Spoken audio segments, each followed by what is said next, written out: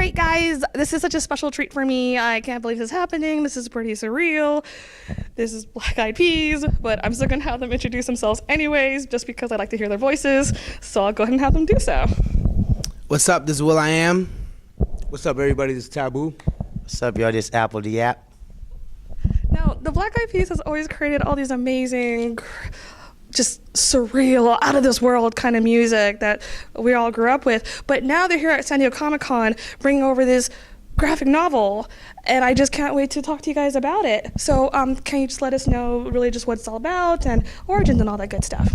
Yeah, so we've been working on Masters of the Sun for 4 years now, just a little under 4 years. And, you know, from soup to nuts, came up with the vision, the mythology around it, borrowed from hip-hop culture, Egyptology, borrowed from conspiracy theories. So it's a saga of these inner-city kids, these hip-hop b-boys that traveled from New York, came to LA to promote their music, saw that there was feuding between Bloods and Crips, and this plague hit our inner cities called crack. But in this book, there's zombies. So Crackhead is a zombie. It takes place in 1980, and they're trying to figure out who is responsible for bringing these drugs into our community. More importantly, the weapons as well. And so that's when the conspiracy theory comes in, and they realize that it's a shape-shifting alien named Apep who's had his hand in slavery, had his hand in the killing of the Black Panthers, had his hand in the assassination of Martin Luther King and Malcolm X, and as a part of this, you know, plot to enslave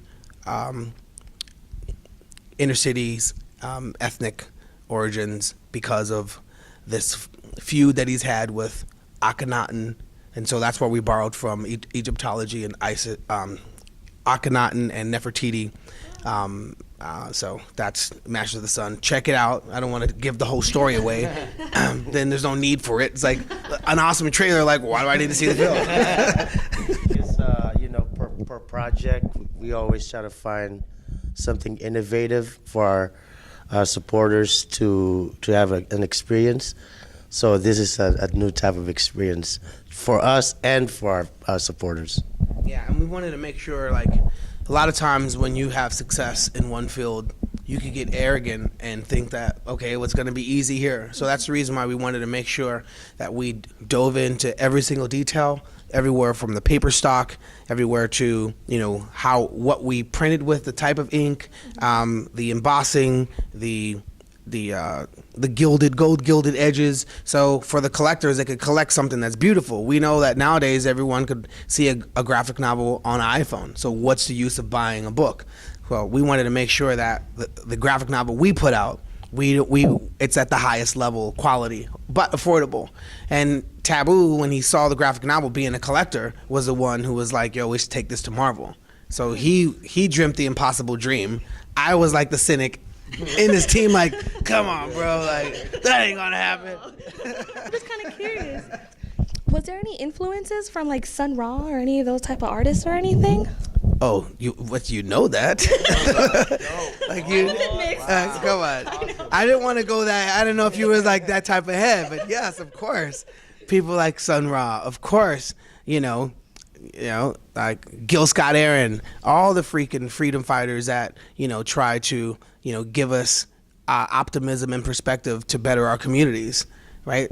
So when you started doing this about 4 years ago, how did you guys all come up with the idea, or did one person come up with the idea and said, hey, we should do this art style? Did anybody draw it in? Like, how did you guys work as a team in order to collaborate on this? So it's classic Black Eyed Peas formula, where it's like we all work on, you know, the concept as a whole. Like the seed is the seed, but it takes a crew of farmers, a village, to grow crops. So we like to, you know, all have a hand in, you know, get everyone's perspective. Like, is this whack? And we have to be honest. Like, here's why it's whack. All right, cool. All right, great. And not take it, like, not get offended or be defensive about it. Actually, like, work through it as a team, which is beautiful because we've been doing this since we were 17. So we know. So you guys did your dynamic. Yeah, we know our dynamic. Yep. It's like that in the studio as well. Yeah, we did it line for line. We had a, you know, table read and you know, changing the phrases from, oh, is that, did they say that at Right. that time of era, you know? Yeah, so, yeah. Yeah, our table readings are, you know, especially when there's dialogue back and forth, like the type of detail you put into a song to make sure that when it goes into somebody's mind and that, you know, you want to treat that with delicacy and more importantly, you want to make sure that it sticks in their brain. So the same attention to detail in the table reading when we were doing Masters of the Sun is like, yo, we wouldn't say that. New York doesn't talk that way. You know, let's research. Hey, you call your friends at New York, like, yo, here's what we're trying to say. Is that the right way to say it? Nah, bro, we didn't say that in the 80s. All right, cool, great. So we wanted to make sure that even down to the dialogue when people express themselves is core to culture. Now, did you guys ask any artists or writers in the comic industry to come help out or do any advice, any big hands into this comic? Yeah, so we reached out to, before we even had the Marvel collab, Damian Scott, who is, you know, an illustrator for Spider-Man, who's in Marvel's arsenal of like their go-to people. Yeah. Damon Scott is the person who pinned the illustration. Ben Jackendoff, I don't like saying his last name because it's like, he was like, bro, just go ahead and that's my name, bro. And so Ben Jackendoff is the guy who connected us with Damon and so Ben Jackendoff and I don't like saying that. Hey Ben, I love you, bro. But your name, all the time I say your name, people think that I've been jacking off. But that's your name, it's been jacking off, so whatever. Oh, damn.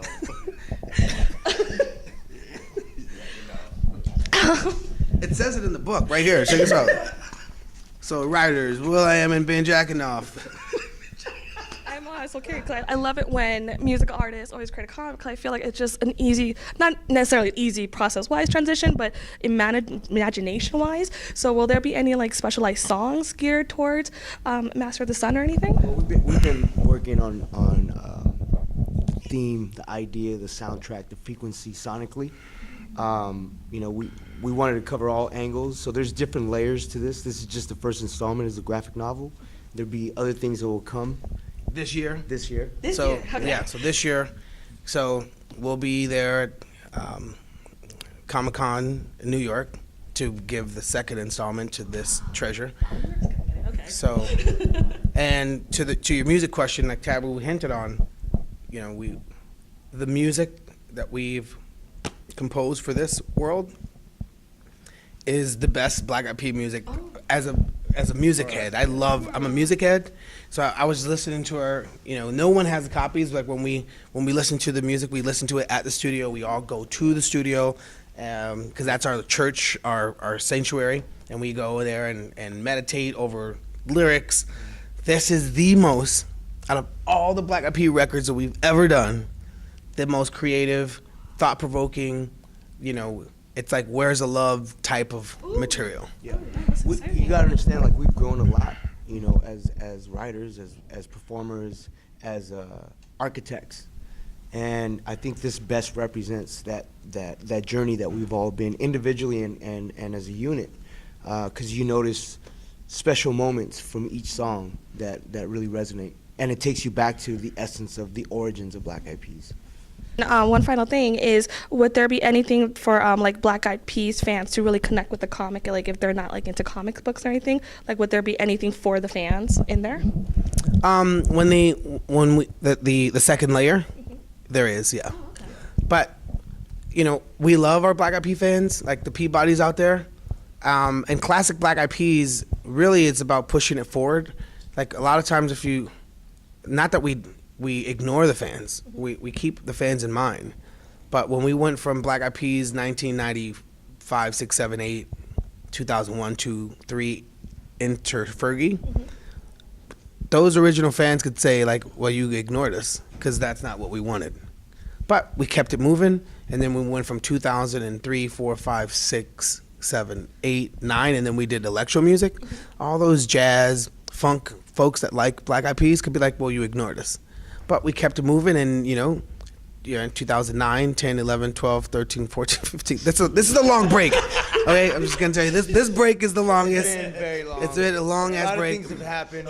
But it feels like, you know, Like counting, I was like, 'cause before I was like, okay, damn, it's been a freaking minute, bro. Like it seriously. felt like we just jump started our career again. You know, because the first album it took us, you know, from 95, from 92 to 97, and you know, when you do that, that's like your whole life. You put it in an album, you know. So that's how it feels like again. And it's cool. It's cool. Sorry, it's cool that we reimagined the way to release content and to create content that is not your conventional way of like, here's an album, here's a tour, here's a song on the radio, which is cool. But we also wanted to push the envelope and always be ahead of the game and try things that are innovative and do what we've always been doing and just reaching for the stars and dreaming big.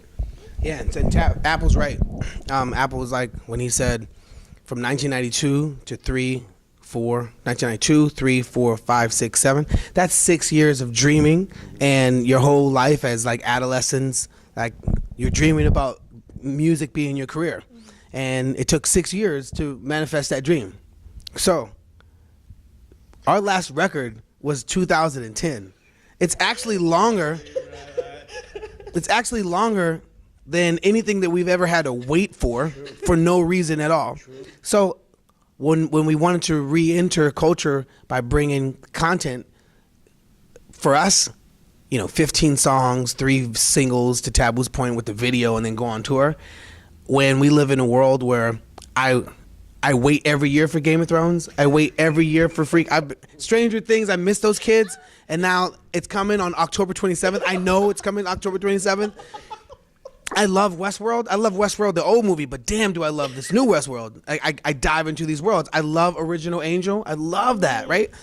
And then when you think of that, I'm like, well, who's creating these worlds? I'm like, yo, App and Tab, like, we should create worlds too. True.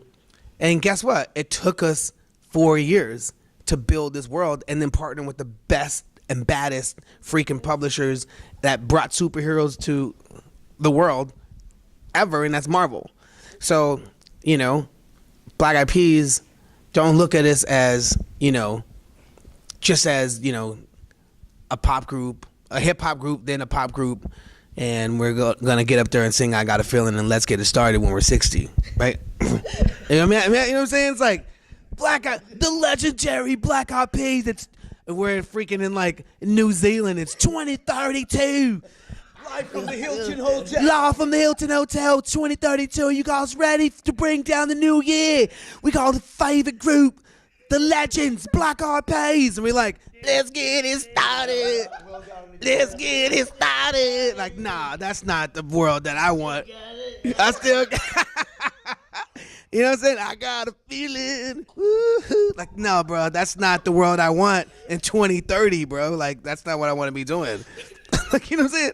Like, what? Boom, boom, boom. Gotta get that boom. Like, I'm not, my auto-tune's off, man. Put that shit on, man. Be like, they got, you know how old I am. How old are you? Like, you know what I'm saying? Niggas 60, 70 years old. Like, you know how old I am. Put that auto-tune on. I remember back in my day, y'all kids don't know shit no more. Y'all don't want to make no noise for Black Eyed Peas? I said, make some noise. No. Thank you so much, you guys, for chatting. I am so looking forward to this graphic novel. I hope you guys are too. I mean, super excited. I mean, you can tell how much energy and love has gone into this graphic novel and series, so can't wait. But really, of course. But can I say, before you say anything, to get a Marvel nod, to get Marvel's like stamp, that means like it had to go through their editing department, had to go through their, you know, the bottom to the top, had to go through the whole Marvel system to be like, okay, we're introducing new superheroes into our world, and they had to treat it with delicacy. It's freaking Marvel. Yeah. So to get that, the people that brought you these, you know, Iron Man, my favorite, right? Like Iron Man is my favorite, right? I'm Black Tony Stark. So it got the approval. So all the skeptics dive into the world. More importantly, if you're second guessing, wait till the second installment, Comic-Con New York, right? We're going to do our part, and if we have to earn it and pay our dues, we're going to pay our dues, but we've already have that stamp, and we love and appreciate the world of comics so much that, you know, we are going to, you know, do it at the way that every single person that's did it. And if it takes time for you guys to adopt Master of the Sun, so be it. We got all the time in the world. Like I said, when we're 60 years old, it's not going to be the picture that we painted. You know, and along with Marvel, we want to thank Comic-Con for allowing us to be part of this amazing event. All the people that are participating every year, cosplayers, collectors, and people that just love the culture. Salute to all of you, too. Thank you so much, you guys. Thank you.